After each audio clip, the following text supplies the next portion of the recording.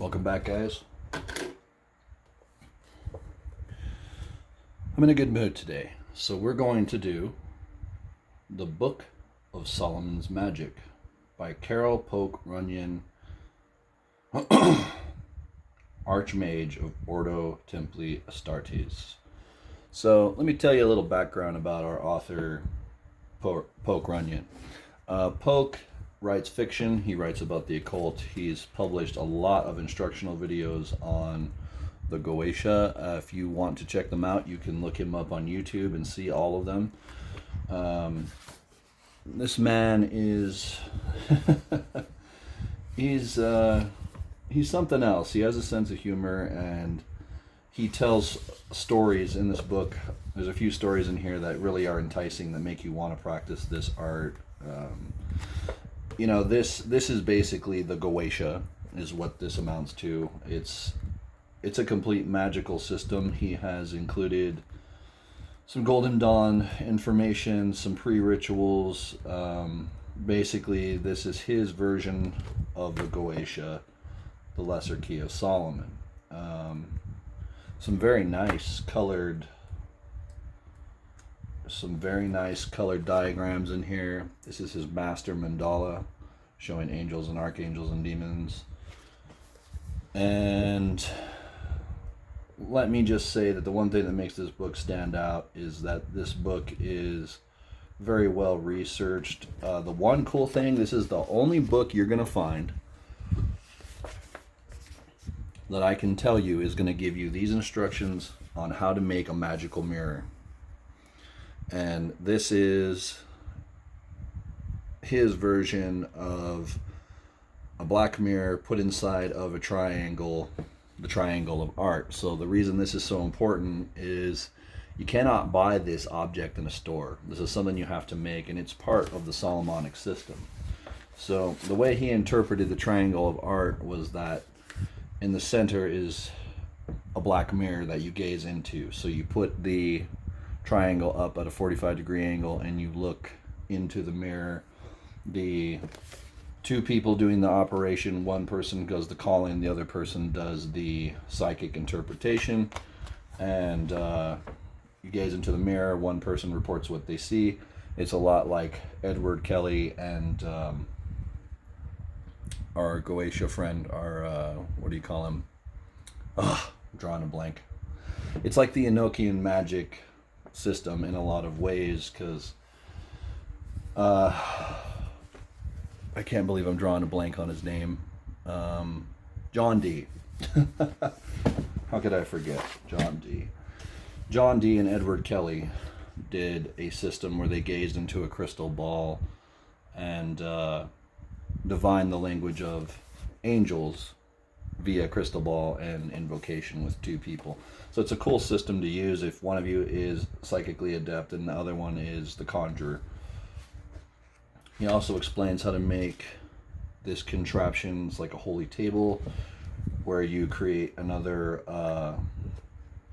sigil out of wax. There's a lot of charts in here.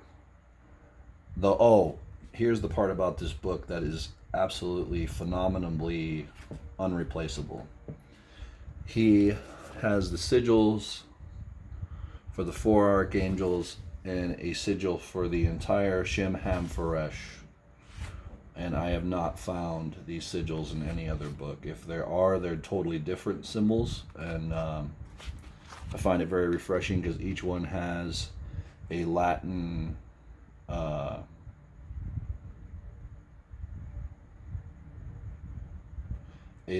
verse. I think it's the book of Psalms. I think it has a Psalms verse attached to it in Latin. So,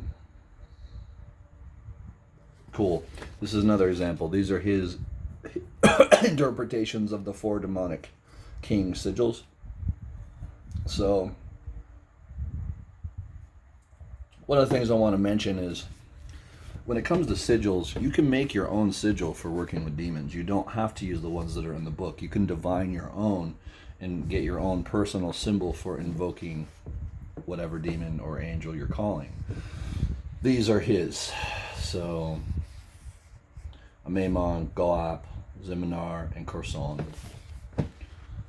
So his Goetia sigils are pretty cool. They are very artistic, flared in the way that he has interpreted them. I love how he kind of put his own spin on each one. I don't know what else to say other than that the interpretation and the description of each demon is typical of any Goetia book you're going to find, and this is just one of probably 6 versions of the Goetia that I have. But it is a little more in depth. He adds a few more rituals here. He does get into meditation and chakras, which I like because it's a complete system. It is not just, if I were starting out doing the Goetia, if I would have had the foresight, this would have been the first book I bought for working with Goetia. It is a very workable system, and it works well with a demonology paradigm, obviously. So, I say if you buy this book and watch the accompanying video on YouTube or buy a DVD or whatever you do to see the videos, he actually shows instructions for all the pre-rituals, lesser menacing ritual, the pentagram, the brass vessel is discussed and how to create one, all the weapons, everything's in here. So this is a complete system. Very good, very well thought out scholarly work.